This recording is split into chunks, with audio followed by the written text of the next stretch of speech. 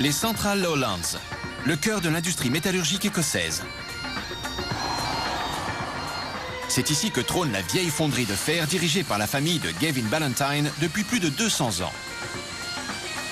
C'est le seul endroit au monde qui fabrique les célèbres mailboxes rouges du British Royal Mail.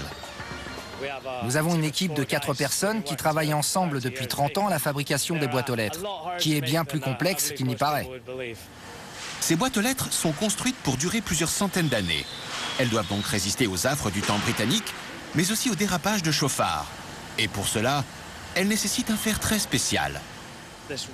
Le panneau qu'on a là est en fer classique, gris. Si on y met un coup, ça fait un bruit sourd. Et si on insiste un peu, ça casse. Alors qu'avec cette boîte aux lettres, si on donne un grand coup, c'est bien plus résistant aux chocs et aux différentes attaques comme celle d'une voiture hors de contrôle. C'est incassable.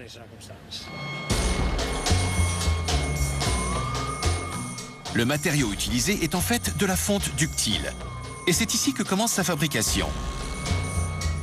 Depuis 6 heures du matin, Richard Allen charge les fourneaux de chutes d'acier et de fonte, de lingots de fonte brute et d'un peu de carbone.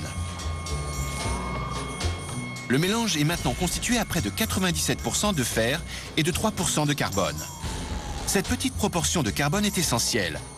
C'est ce qui va donner au produit fini sa résistance à l'étirement et au choc. Mais avant tout, l'amalgame de fer doit être fondu à plus de 1530 degrés Celsius. Ensuite, c'est au tour de Ricky Forrest d'entrer en jeu dans la section moulage. Je travaille ici depuis 30 ans et je fabrique des boîtes aux lettres depuis à peu près 20 ans.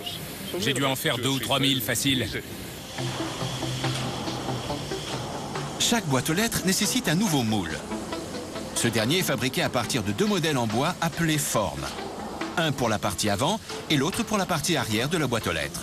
Chaque forme est recouverte d'un mélange spécial de sable et de résine.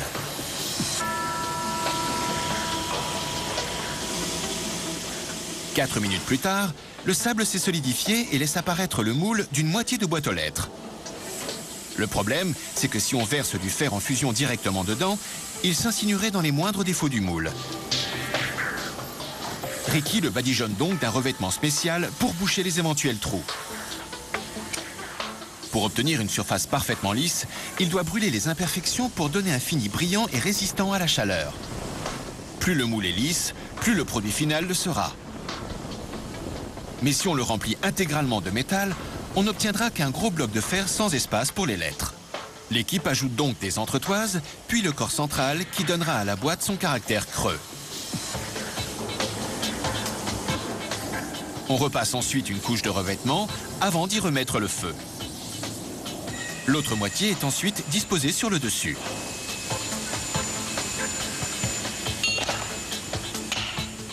Pour maintenir le métal liquide à l'intérieur, le moule est hermétiquement fermé.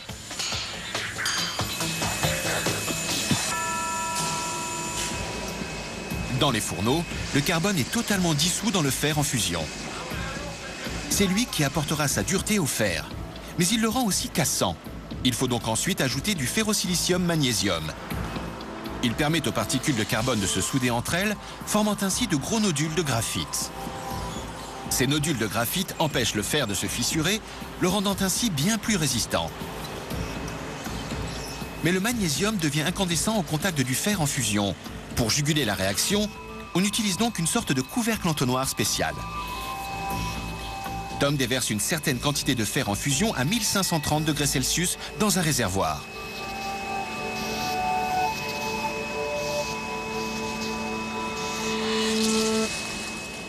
Il faut maintenant faire vite. Le métal refroidit dès qu'il quitte les fourneaux. Le réservoir est donc immédiatement transféré dans la zone de traitement lourd pour que l'équipe de Ricky procède au moulage. Le conteneur d'1,5 tonne est ensuite mis en place. Les impuretés éliminées, le bec verseur est prêt à faire son office. 400 kg de fonte ductile sont alors coulés dans le moule.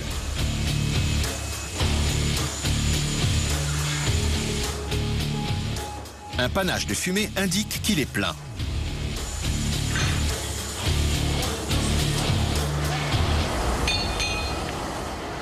Sept heures plus tard, le métal a refroidi et le moule peut être retiré. Ce sont les secousses produites par une table vibrante qui enlève le moule sablé. La nouvelle boîte aux lettres apparaît alors. Son corps principal, son couvercle de fer et sa porte. Viennent ensuite les tests de pointe. Celle-ci semble assez résistante, mais elle est loin d'être terminée. Il faudra attendre le lendemain au bout de la rue. Le lendemain matin, John McIntosh et son petit-fils Brian arrivent à l'atelier de McCann Engineering. John assemble les boîtes aux lettres depuis plus de 50 ans. Quand j'ai quitté l'école en 1955, j'ai d'abord travaillé à la fabrication de cabines téléphoniques.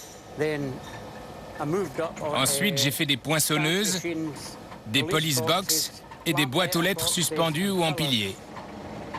C'est ici que l'ébauche de boîte aux lettres est amenée à sa forme finale. Et ce n'est pas une mince affaire. À 2 doigts de la retraite, John a passé le flambeau à son petit-fils Brian. Il faut compter une quinzaine d'heures à celui-ci pour assembler une boîte aux lettres. Il doit d'abord polir le moulage.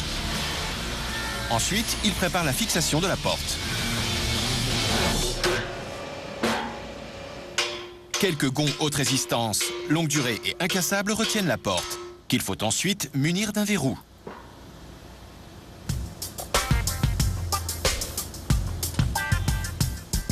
La serrure est mise en place. Chacune des 115 000 boîtes aux lettres du pays a une clé différente. Le couvercle de 50 kg est ensuite fixé. Mais pour assurer l'infaillibilité des boîtes aux lettres, ça ne s'arrête pas là. Il ne faudrait pas qu'une lettre d'amour ou une carte d'anniversaire atterrisse dans une flaque d'eau. Brian pose donc des plaques de fer ou joues de chaque côté du tiroir pour éviter que la plus petite missive ne se faufile dans les interstices. Il installe ensuite un grillage métallique qui empêchera le courrier de dégringoler à l'ouverture de la porte. Et ces dentelures acérées sont là pour dissuader les voleurs. Une fois assemblée, la boîte aux lettres reçoit 2 couches de peinture rouge Pillar Box, évidemment.